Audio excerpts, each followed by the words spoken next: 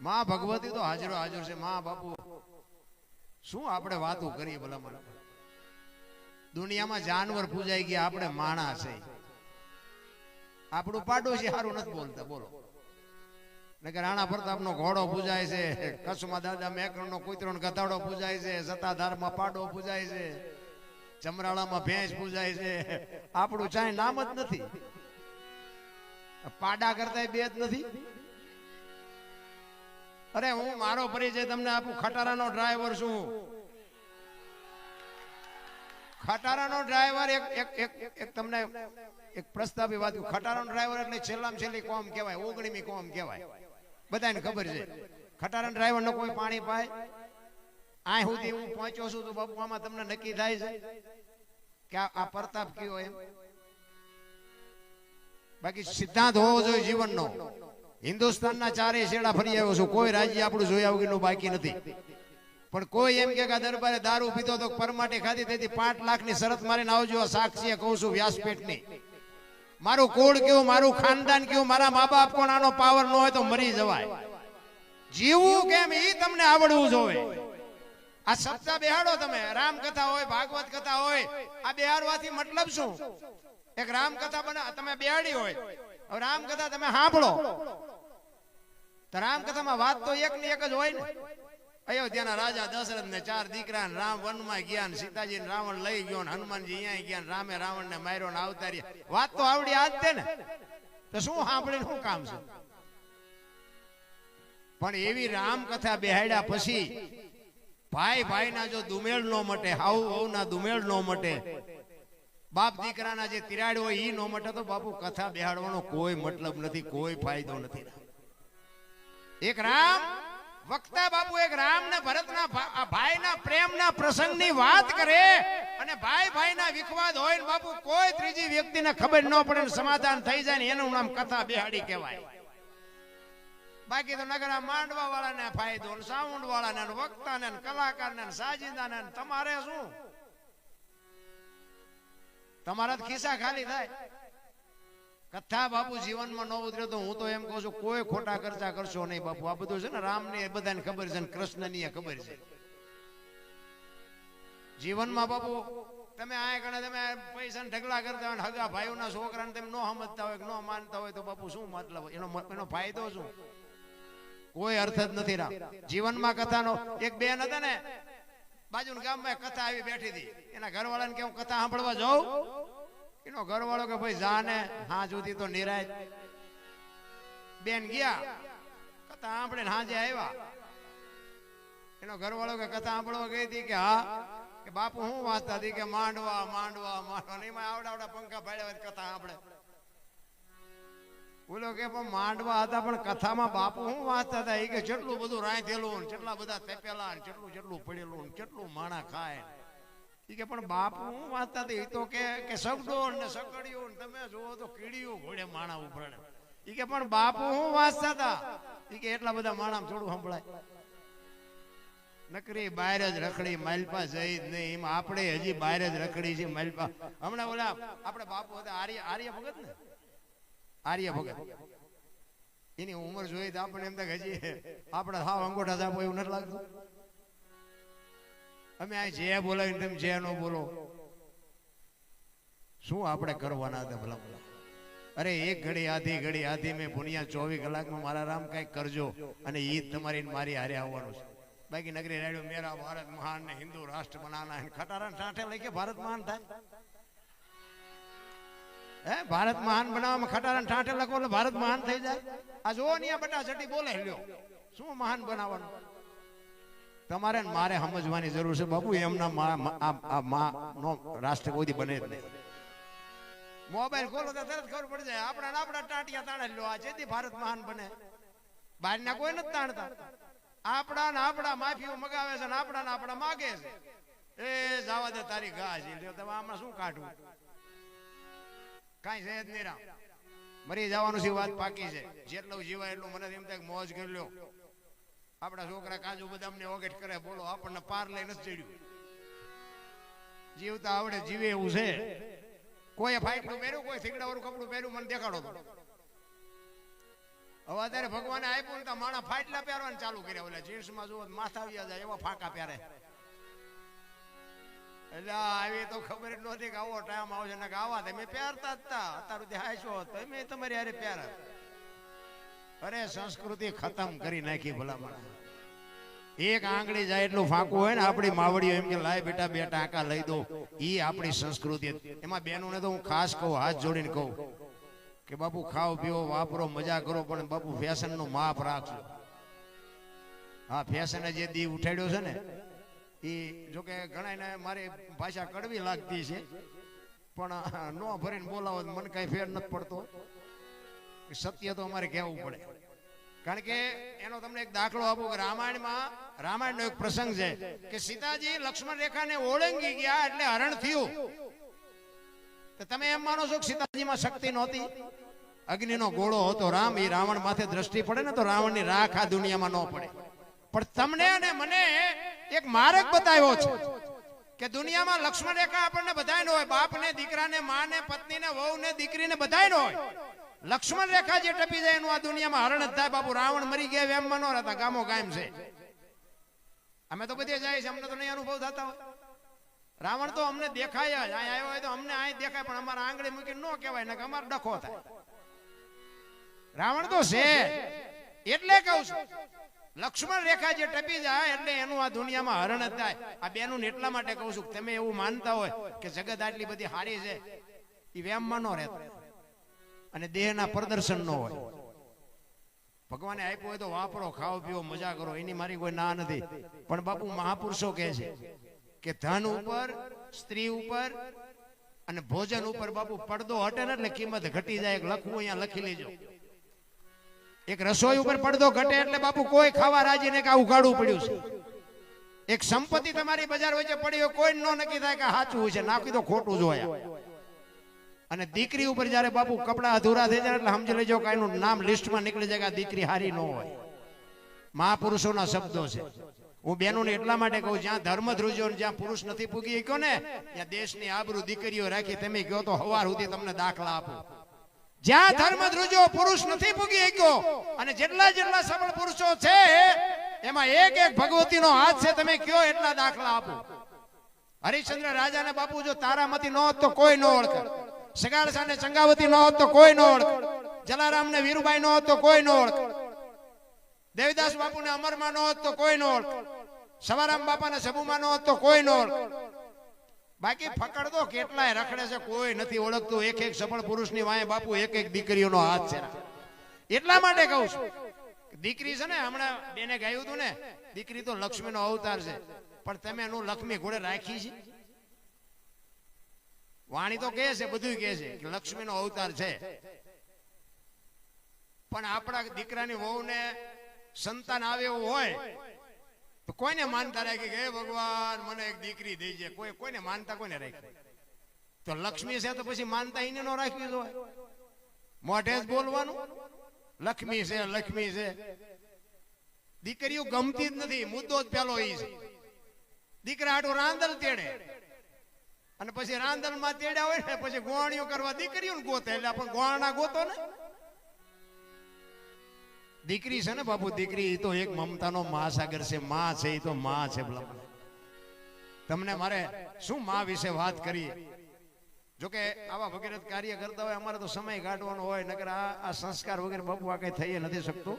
પણ રામાયણ અને મહાભારત મહાપુરુષોએ બનાવ્યા છે અને તમને મને કેળો બનાવ્યો છે. મહાભારત માંથી શું લેવું અને રામાયણ માંથી શું લેવું, ઈવડે તો દુખી થયા હોય કે ન થયા હોય એ આપણને કઈ ખબર નથી. એમાં આપણે કઈ જવું નથી. બધા કે 84 લાખ યોની આમ છે, આપણે કઈ ગણવી નથી. આપણે ત્યાં બેઠા છીએ ને હું મજા કરી છે ને એટલી જ મજા રખાય. કાલ હું થવાનું ભાવ બહુ ની કઈ ખોડવી જ નહીં. હું તો ના પડું, હળવા ફૂલ થઈ જાવ, કઈ છે જ નહીં. ઓલા ભાવમાં આમ ને ઓલા કાલ ની ખબર નથી ને ભાવ ની શું ખોડવ્યા મળ્યો એ ભાવ સુધારી લો ને પ્રમાણે. આ ભાવમાં શું ઘટે? આ કરમ ની બધા વાતો કરે, કરમમાં આમ કરમમાં ભક્તિ કરે એવડે દુખી છે, લ્યો બૂસ મારે સુખી છે. શું આપણે કરમ ની કોને શું કરમ ની વાત કરી? કાંઈ વિચારવાની જરૂર નથી. એને બધો હિસાબ રાખવાનો, આપણે કોઈ હિસાબ રાખવાનો નથી.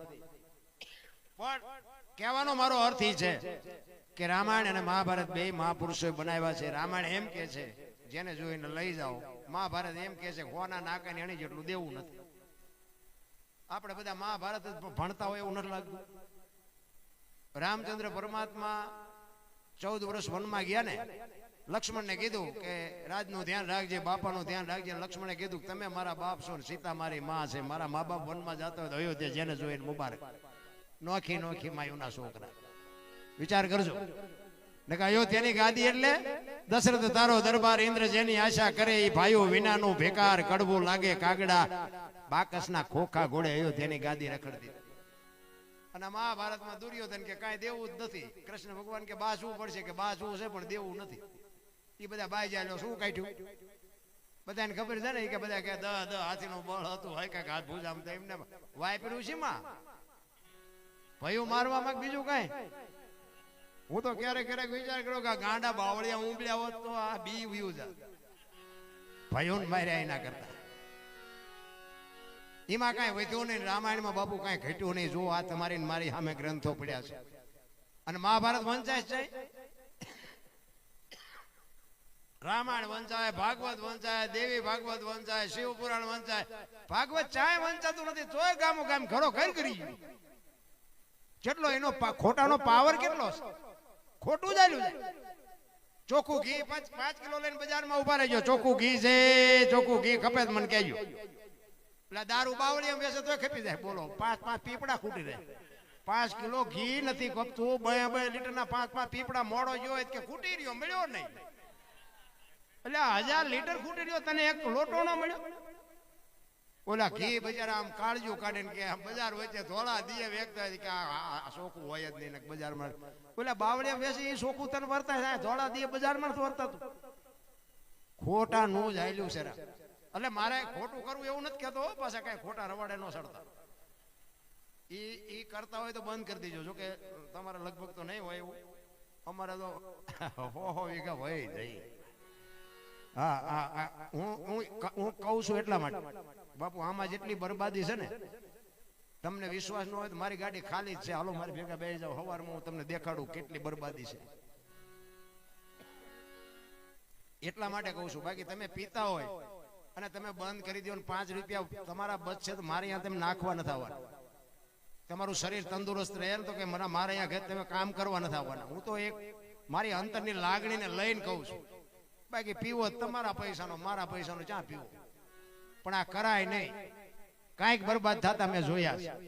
એટલા માટે કહું, મારી તો ભલામણ ગમે ત્યાં પ્રોગ્રામમાં જાઉં ને એક માં ને બાપને હાચવજો. મા બાપ જેવા બાપુ ભગવાન આ દુનિયામાં ક્યાંય છે નહીં.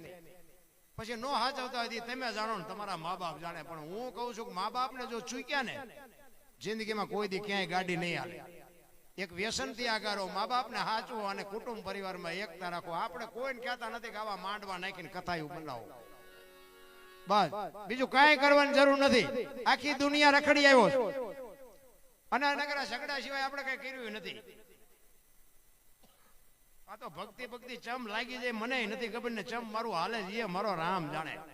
આપણને કાંઈ આ અત્યારે આવડો લાઈવ છે ને, અત્યારે મારે અહીંયા જે ધોકા ખાધેલા છે ને એવડે અત્યારે મને રિયા ગાળ્યું દેતા છે, મોબાઈલમાં જોતા છે ને અહીંયા હળગતા છે. આમ જોયે પછી આ બોર્ડ હોય ને એ જોયા છે, આ ગામમાં બેઠો છે, ક્યાં કોણ કલાકાર છે મારો દીકરો. આમ તો જો કેટલા જણા ભેગા કરીને બેઠો, આ લાઈવ તો બધે દેખાય. પણ કહેવાનો મારો અર્થ એ છે કે એક સમય આવે ને જો વળાંક મારતા ન આવડે ને એને માણા ન કહેવાય. સમય આવે ને વળી જવાય. એમ મારા જેસલ કરતા મારો ઇતિહાસ ખરાબ છે, આ તમારી સામે કહું છું. મારવામાં ઝઘડવામાં કાંઈ બાકી જ નથી રાખી. અને નકરા માર્યા છે એવું નથી, આપણે મારે ધરીને ખાતો છે. નકરા માર્યા છે અહીંયા કોકને મારી હોય થોડા અમને મૂકે, મારે ખાતો છે. પણ કહેવાનો મતલબ કે આપણે સલામ મારી જ નથી. જીવનમાં કોકના પૈસા કોક નો કાઢતો હોય ને મારી પાસે આવે, બોલો પૈસા નથી કાઢી દેતો. હું એમ કહું મને જેટલા દેવાના લ્યો, આવા કંત્રાટ રાખતો હતો. આપણે બીજું કઈ કર્યું જ નથી. મારે આ મંદિરે નહીં, સાધુ પાસે નહીં, કોઈને 5-10 રૂપિયા દેવાના નહીં, કોઈને પૈકી લાગવાનું નહીં. એટલે બધા કે તને કેમ બધા સાંભળે છે? ઈ મારો ઠાકર બાપુ કઈક જોયું હશે, મારા મા બાપ ના કઈક આશીર્વાદ હશે. મારા ગુરુની કઈ કૃપા છે ભાઈ, કે કેમ આવેલું એ મને હજી ખબર નથી. તમારા ગામમાં પહેલી વાર આવ્યો, હું બોલું છું તમે સાંભળો છો, મેં તમને પૈસા આપ્યા.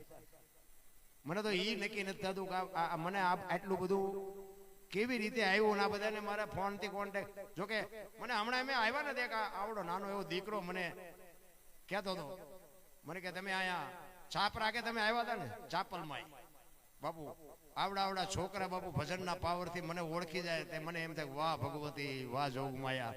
અને આયા બાપુ ચારે બાજુ કોઈ લગભગ ગામ એવું નહીં હોય કે મેં આટલામાં પ્રોગ્રામ નથી કર્યા. ઈટાળા અમે ગયા હતા, ઈટાળા અમે હતા, પછી નિકાવા હતો, પછી છાપરા હતો, પછી ગુંદાસરા હતો, બધા ચારે બાજુ બધા બોલાવે, પૈસા આપે. કહેવાનો મારો અર્થ કે સમય આવે ને વળી જવાય. જેમ જેસલ જાડેજો આ કાંઠે બારવટીઓ હામા કાંઠે સંત થયો, સતી તોરલ મળ્યા, અને પછી તોરલ કહે છે કે જાડેજા મારા કપડા લઈને નદીએ ધોઈ આવો. અને તેદી માથે પોટલું લઈને બજારમાં નીકળ્યો ને, તેદી જાડેજા માથે જે દુનિયાએ વિતાડી છે ને, જાડેજાનો આત્મો જાણે છે. અરે ભલા માણા, તમે થોડાક પહેલા ભેગા થયા હોત તો ખબર પડે. એમ અત્યારે અમારી એ દશા, અમને હામા નહોતા મળતા, એ અત્યારે અમારા ગાલમાં મોઢામાં આંગળા ભરાવે. હું કોકના કટવી દેતો અત્યારે મારા પૂછ માર્યા. બોલો, આ દાંત નથી કઢાવતો, હકીકત ની વાત કરું છું. જો તમે કટવી દેતા હોય તો હાલો હવે મારી હારે, હું તમને સરનામા ફોન નંબર બધું આપું. હું એમને ફોન લઈને કહું હું કોકના કટવી દેતો હતો, અને હું મારા દીકરાને ભણામણ નથી કરનાર, મારા દીકરા મારા જેવો જ કંટ્રાક્ટ રાખે એવું. પણ મેં કીધું એ ધંધો મારે કરવો નથી, દેવો ન દેવો, મારો દીકરો મારી હારે જ છે એક તો. પણ કહેવાનો મારો મિનિંગ, આપણે ન ઉપાડાય ધોકો, પણ ન્યાયની સામે તો બાપુ છોકરાને ઉભા કરવા પડે. ન્યાય થતું હોય તો ઉભા કરવા પડે. પણ મને એમ થાય કે મારો નાથ આ ઢગલા કરે છે, ઈવડા એ તો ભોગવવાના જ છે, મારા છે. બાપુ અમને દાડીએ રાખે, બોલો આટલા દેશું પછી મને બેટા જડતા જ નથી. શું કરું? ગોતવી તો જડી જાય, પણ કહેવાનો મારો અર્થ એક માણસનો અવતાર મળ્યો ને જીભાનની જો કિંમત ન હોય વેણ, એક વિચાર કરજો કે વચને માર્યા મરી ગયા, વચને છોડ્યા રાજ, જેને જેને વચન વિચાર્યું એને સુધર્યા કાજ. એક કૃષ્ણ પરમાત્મા હોય, રામચંદ્ર પરમાત્મા હોય ને એક જ વાતમાં બાપુ હવારે હાજે નક્કી થાય કે રામને હવારે ગાદીએ બેહાડવાના, અને 12 કલાકની રાત જાય હવારે આખું ચકડું ફરી ગયું. જો બાપુ આ જીભાનની વચનની કિંમત કેટલી હોય. તમે હું તો 10 જણાને કહીને એક પાસે નથી જાતા. અયોધ્યાની પરિસ્થિતિ બાકી દુનિયા જાણે છે. ભલામણ શું અયોધ્યાની પરિસ્થિતિ હતી?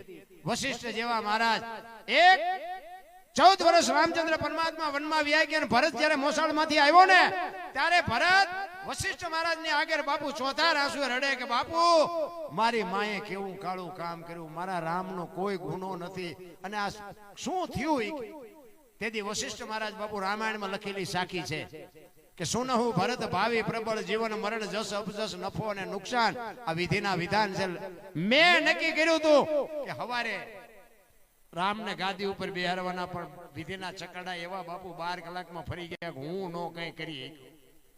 જીવન મરણ જસ અપજસ નફો અને નુકસાન આ 6 વસ્તુ હજી બાપુ આજે કોઈને ખબર નથી. કોઈ પણ માણસ ધંધો કરે બધા નફાટું જ કરે, બધાને થાય નફો. નફો શું છે, નુકસાન શું છે, એ જીવનમાં કોઈને ખબર નથી. જીવન શું છે ને મૃત્યુ શું છે એ કોઈને ખબર નથી. આપણે કેવી રીતે આવ્યા આમાં કોઈને ખબર હોય તો કયો, અને જવાનું છે કેવી રીતે એ કોઈને ખબર હોય તો કયો.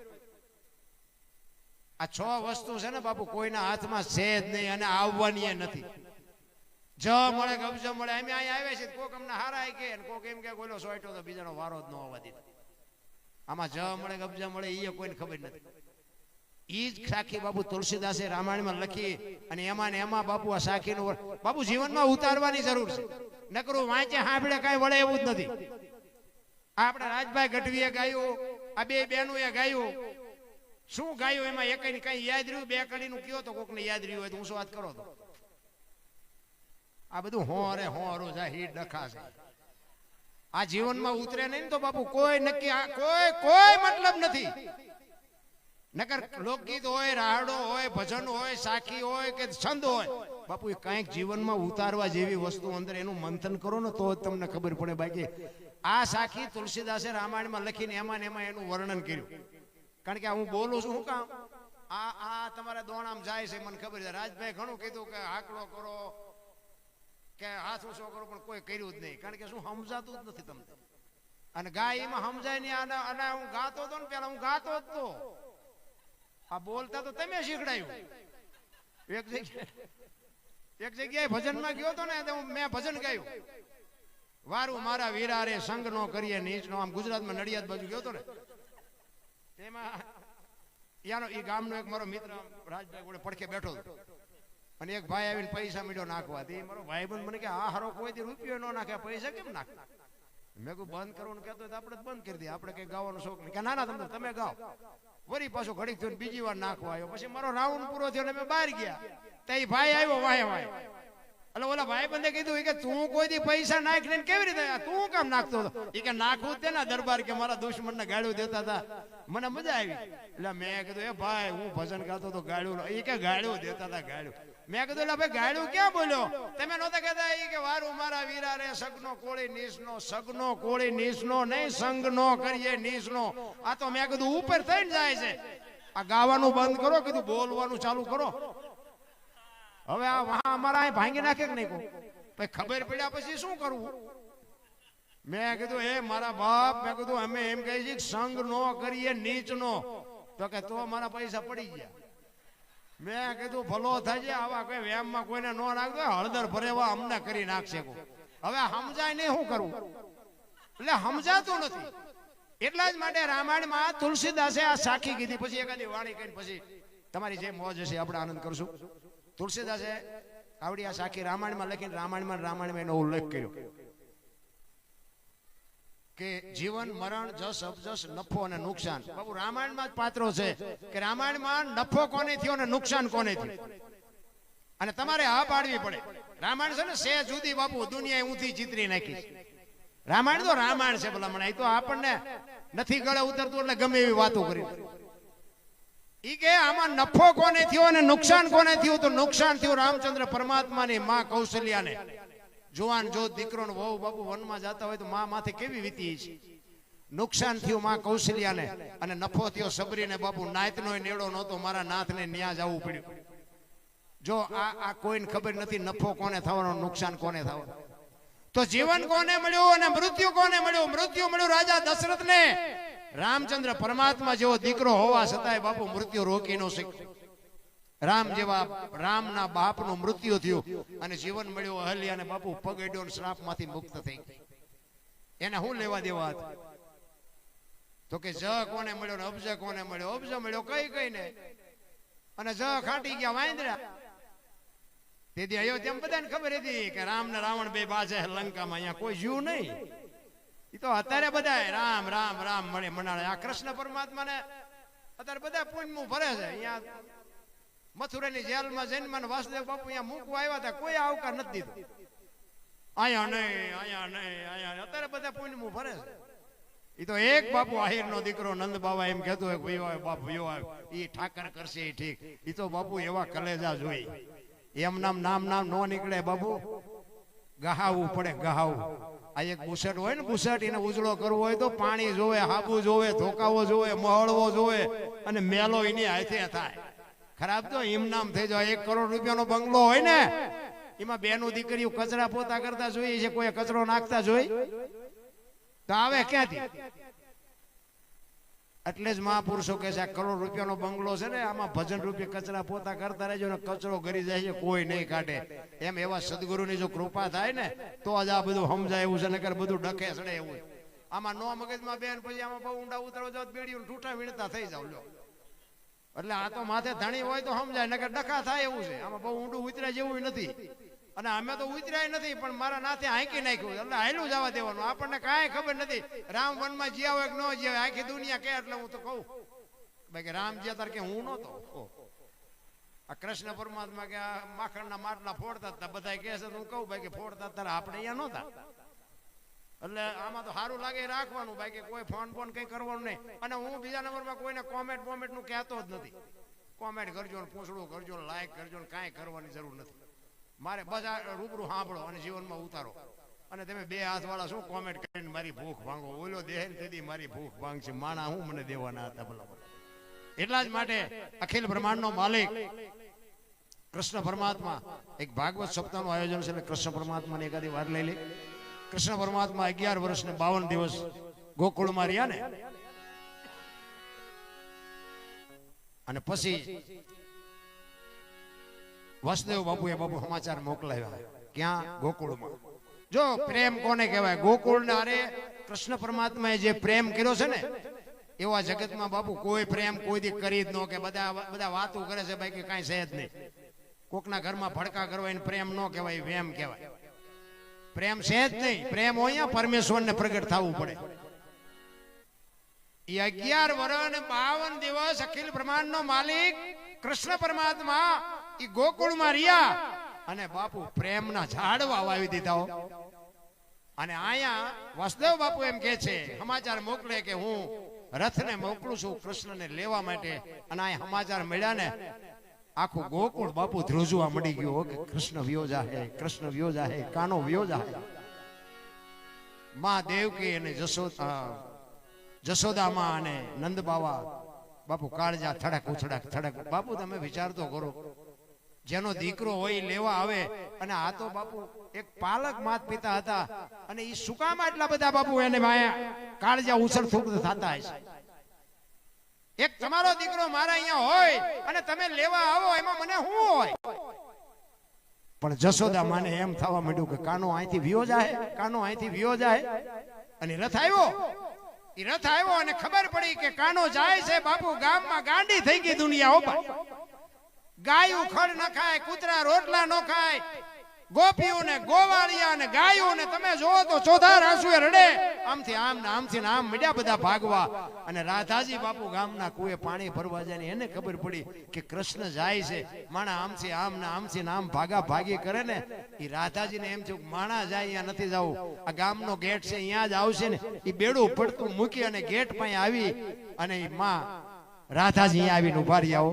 રથમાં કૃષ્ણ બેહે, અને બાપુ કોઈને ભાન કે હાન નથી. માં જશોદા તો બાપુ બેભાન થઈ ગઈ, રથને અકરું હાંકીને નીકળી ગયા. કૃષ્ણ વિચાર કરે કે બધાય દેખાય છે આમાં, પણ રાધા કેમ નથી? રાધાને ખબર નહીં હોય, રાધાને ખબર નહીં હોય. એમ કરતા કરતા રથ બાપુ નીકળ્યો ને, અને આમ ગેટ ની બહાર નીકળ્યો ને, અને આમ રાધાજી ટોડલો પકડીને ઉભા હતા. બાપુ રાધાજી બોલી નથી ગયા કઈ, અને કૃષ્ણ રાધાને કઈ કઈ નથી ગયા. અને તમારો મારો બાપુ પ્રેમ હોય ને, તો તમારી મારી દ્રષ્ટિ વાત કરી લે, મોઢાની જરૂર ન પડે, બોલવું ન પડે. કૃષ્ણ આમ રાધાજીની સામે જોવે, અને રાધાજીની આંખો કૃષ્ણને કહેતી હોય કાના, કાના હવે હું ક્યાં જાઉં? અખિલ બ્રહ્માંડનો માલિક આંખમાંથી બાપુ બોર બોર જેવડા આહુડા પડવા માંડ્યા હો. અને એ તો ત્રિલોકનો નાથ બાપુ એ ન સમજે કે રાધાનું હું કહેવાનું થાય છે. અને એ જ વખતે બાપુ કૃષ્ણ પરમાત્મા એમ કે આ સૂર્ય ને ચંદ્ર રહે ને ધરતી ને આકાશ રહે ને, ત્યાં સુધી દુનિયા ભલે મારું નામ લે, પણ પેલા તારું પછી મારું, હું તારે આ દુનિયાના ચોપડે લખાઈ દઉં. આજની દુનિયામાં રાધા કૃષ્ણ બોલાય, કૃષ્ણ રાધા ન બોલાય. આ કૃષ્ણએ આપેલું બાપુ રાધાએ પ્રેમ કેટલો કર્યો હોય. તમારે મારે તો મતલબ હોય ને પ્રેમ, બાકી તો મા બાપ ને આશ્રમમાં મૂકી આવે. હવે એમાં બીજાને શું પ્રેમ કરવાના? અને ઓલો કોરોના આવ્યો ત્યારે ખબર પડી જાય જેટલા જેટલા પ્રેમ કરતા હતા. મારી વહુ છે ને મારો છોકરો છે ને મારા બાપા છે, આ બોલા જીસીબી પાણા હડસે લઈ એટલે તારી વહુ છે ને એટલે કોઈ અડવાય રાજી નહોતો. એટલે પ્રેમ ને તો બહુ વાતો કરતા, એને પ્રેમ ન કહેવાય. અને કૃષ્ણ પરમાત્મા એ ગોકુળમાં મથુરામાં આવ્યા ને, પછી એક દિવસ માં એને જમવા આપે છે, અને જમતો જમતો થાળીને ઠેબુ મારીને બેડી ઉપર વ્યા જાય.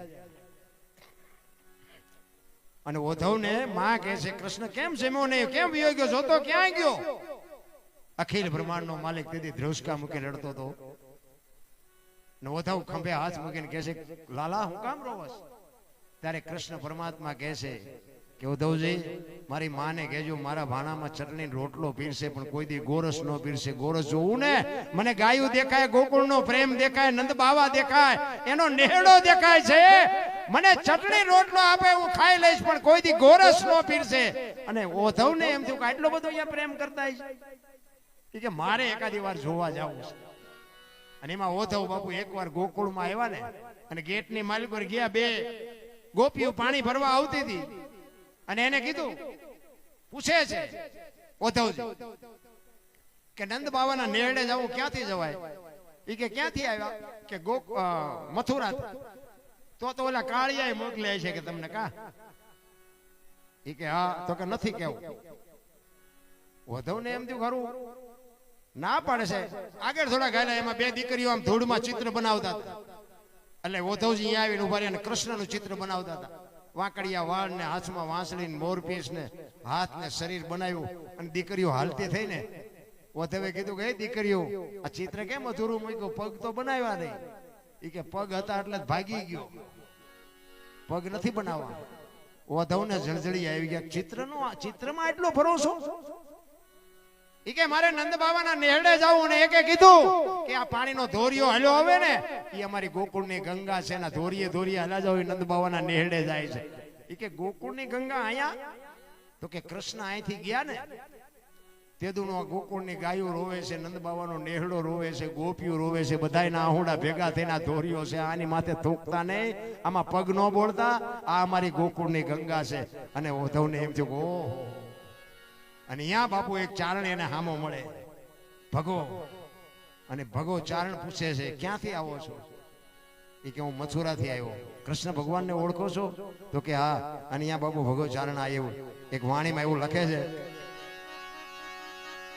કેટલો બાપુ કૃષ્ણ પરમાત્માને એને કેટલો પ્રેમ કર્યો છે કે તમે જે કયો એ કરશો પણ કૃષ્ણને એકવાર અહીં મોકલો. બાપુ પ્રેમને વાચા હોત તો જગત જોગી બની જાત, હલકીને હિમાલય જાત, પછી ભગવા ભેરી ભૂદરા. પ્રેમ કોને કયો છો? અરે હું તો એમ કહું, અમે તરણેતરના મેળામાં એકવાર હતા અને આ મા ભગવતી ખોડિયાર માનો મને એક પ્રસંગ યાદ આવ્યો કે અહીંયા આપણે મેળામાં તમે ગયા હોય તો તમને ખ્યાલ હોય, અહીંયા ઓલા બહારના વિદેશી ભૂરિયા આવે. ઈ ભૂરિયા આપણે ત્યાં પછી બધી ભજનની રાવટીઓ હોય, બધા ભાવની રીતે ભજન ગાતા હોય, સાજિંદાઓ વગાડતા હોય, ભજનની મોજ બધા લૂંટતા હોય. ઈ ભૂરિયા એમ કહેતા હતા કે આમાં તમે શું તમને હાથમાં આવે આ ગાવામાં વગાડવામાં? રાત ને દી નકરા રાગડા તાણો. આમાં તમારું આ વિદેશમાં કે વિજ્ઞાન કેટલું પહોંચ્યું, હજી તમે ક્યાં તબલા આ બધું વગાડવામાં જ પડ્યા છો. તેથી ઈશ્વરદાનભાઈ ગઢવી મને ખાસ યાદ છે. આજ આપણે આ દુનિયામાં છે નહીં પણ બાપુ સાહિત્યનો દરિયો કહેવાય. ઈશ્વરદાનભાઈ ગઢવી તેથી હતા, ઉપેન્દ્રભાઈ ત્રિવેદી હતા, અરવિંદભાઈ ત્રિવેદી હતા, બધા મેળામાં હતા. અને એ બધા બેઠા હતા. તેથી ઈશ્વરદાનભાઈ ગઢવીએ બાપુ આ વાત કરેલી એ ભૂરિયાને. ઈ કે શું કહેશ તું? ઈ કે આ તમે શું બધા ઈ કે આ ઉજાગરા કરો, રાગડા તાણો, આમાં તમને વળે શું? ઈ કે તારું વિજ્ઞાન ગમે એ કરી શકતું, આ લોટા ઉડાડ્યા એટલે તને એવું થતું હશે કે અમારા વિજ્ઞાને કર્યું એમ. પણ ઈ કે અમારી માં ભગવતી ખોડિયાર મામડિયા ચારણની હાથ દીકરી આવડ જોગળ તોગળ સાસુભાઈ બીજુભાઈ હોલભાઈ માં ભગવતી ખોડિયાર અને એકનો એક ભાઈ મેરેખિયાને જેથી હરફ કર્યો ને તેથી વૈદે આવીને કીધું પાતાળમાંથી કૂંપો લઈ આવી અને દીવ ઉગ્યા પહેલા આના મોઢામાં જો ટીપા પાડો તો દીકરો બેઠો થાય, ને કે દીકરો બેઠો નહીં થાય આવું વૈદે કીધું. તેથી માં ભગવતી ખોડિયાર માં બાપુ હુરજ નારાયણને એક ઓઢણાને ગાંઠ વાળી અને હુરજને એમ કે હે મારા નાથ, હે હુરજ, તારે જીવ જોતા હોય તો અમારી હાથે હાથ બહેનોના જીવ લઈ લેજે, પણ અમારો વ્યામો વયો જાય, અમારો ઉતારો વયો જાય. તું એક અમૃતનો કૂપો આવે ત્યાં સુધી મારા બાપ તું ડગલું ભરતો નહીં. અને ઈ અમારી એક 10-12 વર્ષની દીકરી ભેળી અને ગાંઠ મારી અને હુરજને જો રોકી શકતી હોય, તારું વિજ્ઞાન રોકી શકે? આ ભોરિયાને બાપુ ઈશ્વરદાન ગઢવીએ મેં કીધું મારા કાન મેં સાંભળેલું. તેથી ભૂરિયો હારો ઘુમરી ખાઈ ગયો કે એસા તો હમ નહીં કરી શકતા, કે તો પછી જે કરતો એ કરીને એમે તને કાગળ તો લખ્યો નથી, તું અહીં અમારા મેળામાં જોવા આવ્યો. એ ઘોડાનો સામાન વેચતા હતા ને એક ભાઈ, ઘોડાને તો શું આમ ડોકે બાંધવાનું હોય ને કેડે બાંધવાનું હોય ને વાંય પૂંછડે બાંધવાનું, ઘણા સામાન હોય ને ઘોડા રાખતા હોય ખબર હોય. એ ભૂરિયા અહીંયા જઈને આમ રાખે, यहाँ कैसा लगता है? ईश्वरदान पे तू घोड़ा जेवो छो, જા પહેરાવું અહીંયા પહેરાવ્યું ને તું પહેર એવો છો. આપણી સંસ્કૃતિ બાપુ, આપણો આ ભારત દેશ છે ને એમાં આપણું જે કચ્છ કાઠિયાવાડ ને સૌરાષ્ટ્ર છે ને, કાયા જેની ખુબડી પડસંદ જેના પ્રાણ સંત સુરા નિપજાવતી હોરઠ રતનની ખાણ છે. 1-10 કિલોમીટર હાલો ને એક બાવો બાપુ હરિહર ને હાકલવું પડે. હજી આપણને નક્કી જ નથી થયું કે સાચું હોય છે ખોટું હોય છે. સાચું હોય છે એટલે પણ આ ખાય છે એટલા માણસ તો હજી નક્કી નથી થતું, એટલે આપણે નક્કી કરી જ નથી એકવાર. ત્યાં આપણો ફડાઈ ફૂટી જાવ. નકર ગંગા સતીએ બાબુ પરફેક્ટ વાણીમાં કીધું 21,600 સુવાસા તમારા ને મારા બધાયના હાલે છે. આપણે હોઈ જાય આપણા માથે એરું થઈને વિયો જાય તોય તમારા ને મારા શ્વાસા હાલે છે. હાકે છે કોણ? તમે હોઈ ગયા પછી સવારે તમને જગાડે છે કોણ? તમે ગમે એ કલરની વસ્તુ ખાઓ તમારા પેટમાં જાય પછી લોહી લાલ બને છે એ બનાવનારો કોણ? હરિદ્વાર વાળા કે સોમનાથ જવું છે, પાવાગઢ વાળા કે દ્વારકા જવું, તો હાચું ચા છે? જ્યાં જોવાનું છે ત્યાં તો મારા બાપ કોઈ જોતું જ નથી. 21,600 શ્વાસા ગંગા સતીની વાણી કહે છે. 1 મિનિટના 15, 1 કલાકના 900, 12 કલાકના 10,800 અને 24 કલાકના 21,600 થાય. જેને ગણવું હોય એને ગણી જવું. આ પરફેક્ટ હિસાબ. નાભીમાંથી ઉઠે, નભમાંથી આવે. નભ બધાયનું એક છે, નાભી બધાયની અલગ છે. નાભી અને નભનો બે જ્યાં શેઠો છે અહીંયા અનહદ નાદ બોલે છે બાપુ. જો માથે ધણી હોય તો તમને નક્કી થાય, બાકી જે ભગવાન ભજન નો સમજાય.